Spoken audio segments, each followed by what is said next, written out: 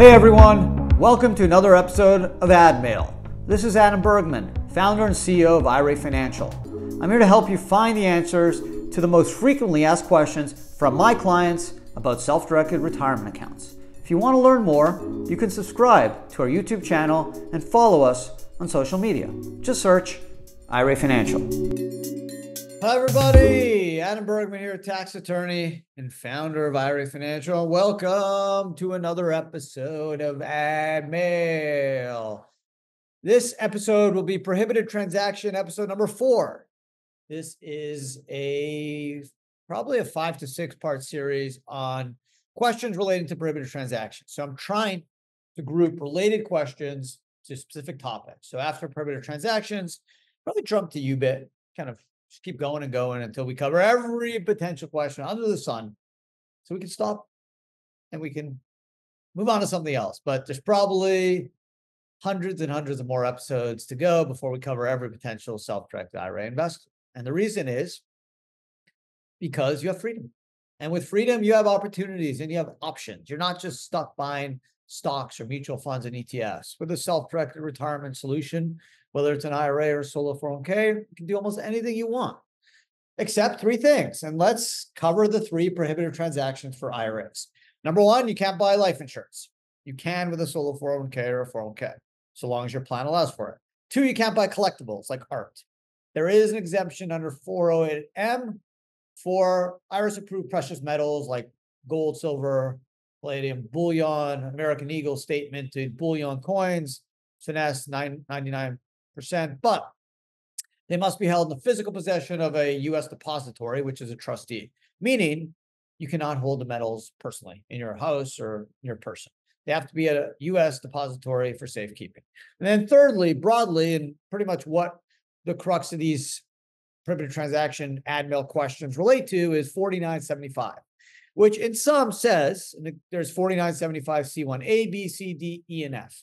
But in some, what does it say? It says, you cannot do anything with your IRA that in any way, directly or indirectly, personally benefits you, your lineal descendants, your parents, your children, your spouse, daughter-in-law, son-in-law, or any entities controlled by such persons, 50% or more.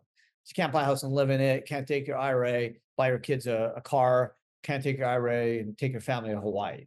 Whatever your IRA does must be done to 100% exclusively benefit your IRA. So your IRA can buy a house and rent it to a third party. Brothers, sisters, aunts, uncles, cousins, friends, they're all good. They are not disqualified people. So without further ado, let's get to today's podcast. The first question is from Kara E. Kara wants to know, I own 55% of a business and have a partner that owns 20% of the biz that needs a loan. Can I use a self-directed IRA to lend him money for personal use? So let's talk about this. So generally you would say, okay, I have a business. I'm not going to invest in that business. I do control 50% or more of that business. So I'm not allowed to use my IRA to invest in that business. But this partner owns less than 50%. Why can't I just lend that partner money? Unfortunately, you're not able to. Under 4975E2, they define what a disqualified person is. And one definition of a disqualified person gets triggered under the following circumstances, pretty much in line with this fact pattern. You own more than 50% of an entity, and your partner owns more than 10%. That makes you, both you, disqualified. Just like if you own more than 50%, if someone is a highly compensated employee, someone who makes more than 150K, someone is a board member, a director, a CEO, an executive, even on the board, you become disqualified. But in order to trigger that, you have to own 50% or more of the company or a lineal descendant. So if I own 30%, I can transact with someone who's a highly comp or a board of director or a 10% or more shareholder. That particular provision only gets triggered if you're above the 50%, and then it's linked into any highly comp board member, executive, or 10% or more shareholder. So Kara, in your case, because you own more than 50% and this other partner owns more than 10%, you guys are disqualified. And the reason for that rule is probably because they feel that if you guys have such a large percentage of ownership in the company, you may be able to do some maybe naughty things where some of that money is used to somehow find its way back into the company and help you owe personally. So they want to put a stop to that. And arbitrarily, they just used 50% and 10 or 50% and a highly compensated employee or 50% or an executive. So unfortunately, Kara, you're not going to lend this person money, even if they promise not to use it in the business. Second question is from Yang L. Yang wants to know, just want to confirm, if I will own less than 50% of a business, I can use my IRA to invest, even if it will be involved in the business. So Yang, in general, yeah, it's a great question. I mean, I probably only need this question for one podcast. I could probably spend 20 minutes just dissecting this question, but in general sense, this is the baseline. If you own more than 50% of the entity, you can't do anything with your IRA in that entity. That's just prima facie prohibited. You can't do it. Okay? Don't do it. 51, 99, 57, 77. Once you're over 50, it's like Superman and kryptonite. Can't go. Okay? But what happens if you own 46, 36, 26, 15? What happens? Okay? So generally, if you're under 50%, in most cases, as long as the IRA is making the investment for IRA purposes and not for personal reasons, then there is very, very little the IRS could potentially do to stop the transaction, right? Because what's happening is you have a situation where you have a entity that's not disqualified. And once it's not disqualified, then how would the IRS stop it, right? They're not going to be able to stop it because you're under 50%. And so long as the entity is not being engaged in anything that is, indirectly personally benefiting the retirement account, it's going to be hard. But there's an interesting case, Rollins v. Commissioner. It's a 2004 tax court case. And in the Rollins case, a very interesting fact is he owned less than 50% of a number of businesses, okay? And you would think, okay, he should be able to transact with those businesses. So he owns less than 50% of a bunch of business. He's an accountant. It's a 2004 tax court case. And unfortunately, the companies needed money, which is a salient fact. So he took his 401k from his accounting firm and lent the company money at prevailing interest rates.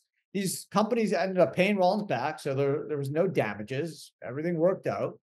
And unfortunately, the IRS got wind of this investment, and they argued that Rollins did a prohibited transaction. Now, Rollins' counsel argued, no, he owned less than 50%. Look at 4975C. The entity is not disqualified. He owns less than 50%. Goodbye, leave us alone. We win. And unfortunately, the tax court agreed with the IRS and said, you're right. He's under 50%, but Mr. Rollins was not able to prove that he did not personally benefit from the transaction. And remember, under 4975C, under 4975C1, D, E, and F, it talks about more self-dealing conflict of interest. So A, B, C are directs, like you can't earn a salary from an entity you control, or you can't provide services to an entity you control. D and F are more broad, and they're more catch-all and wild card, meaning you can try to argue direct or indirect benefits, self-dealing, conflict of interest, and that's what they used to attack this transaction. They said, yeah, Rollins, you're right. You own less than 50%, but you didn't make the loan from your 401k to help your 401k. You did it to help yourself personally, because but for that loan, maybe these entities go bankrupt and you lose your personal investment. Now, if Rollins had better facts to say, I had lenders lined up, or the companies would have survived without the loan, he probably wins. And I don't think the IRS would be successful.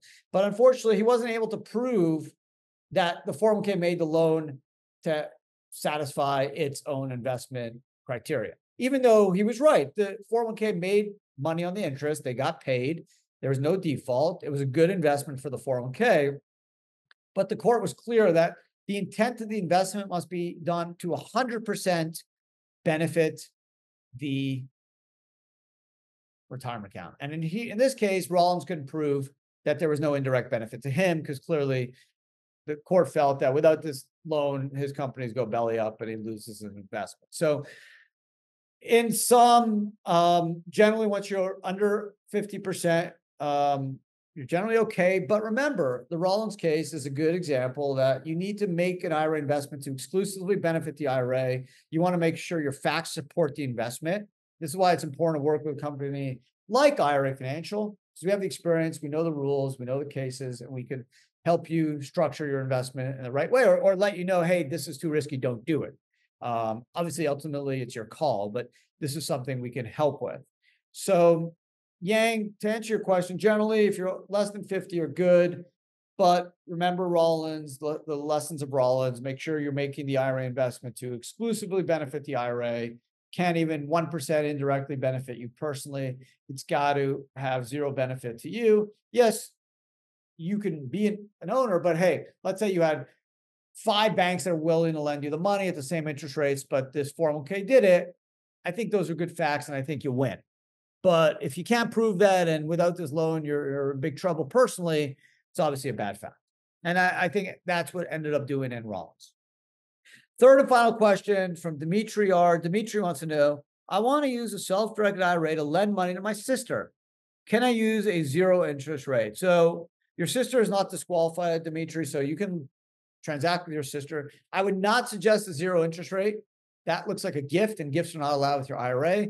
I would try to stay around, you don't have to go to prime. Prime as of July 2024 is around 8.5%. You can get away with, prevailing interest rates like 5%, prime -2, prime -3. I wouldn't go below like 3%. That's pretty low, although it is interest. It's not zero. There's got to be some interest. I would try to stay around prime -2 to 5. So anywhere from if you really want to give your sister a sweetheart deal, like 6 to 3%. Because you want to make sure the IRS respects the transaction and they don't try to argue gift, which is not permitted and would basically treat the transaction as a distribution subject to taxation. And if you're under 50.5, 10% penalty as well. So try to stay, I think the sweet spots are like 4 to 8.5%. You can go higher if you want to. I mean, you can go up to usury laws, so maybe 12, 13, 14, 15% if you're that kind of person and your sister's willing to do it. But I think, sweetheart deals, maybe prime -2, so like 6.5, 5%. That's probably good, and you're in a safe zone. Once you start dipping below 3s, the IRS could make the argument like, who's going to lend money when prime is 8.5%? Interest rates in the bank, you get 5%, like 2% kind of low. Is that a gift? Is that real? But as long as interest changes hands, whether it's quarterly or monthly or balloon at the end, you definitely want your sister to pay interest, because you don't want the transaction to be looked at or treated as a gift. So thank you, Dimitri. Thank you, Yang. Thank you, Kara. Great episode. If anyone has questions, don't be shy. Send them in. Info to IRA Financial is where you can send them, or you can submit them on our social media feeds, whether it's Instagram, X, YouTube, LinkedIn. Pose a question as a comment on one of our podcasts. It will get to me. Just say ADMAIL, ask Adam. I promise it will find its way to me. A lot of great questions in the queue, but always looking for more. This is how we get better, right? We learn from each other. I can't think of all the questions myself. I need help. So please send them in. Confidential. I'm not going to give anyone's email address out or where you live. Just your first name and first letter, your last name. So don't be shy. Otherwise, thank you so much for listening. If you're watching on YouTube, appreciate that. Have an amazing rest of your day, and I'll see everyone again next week. Ciao, and take care.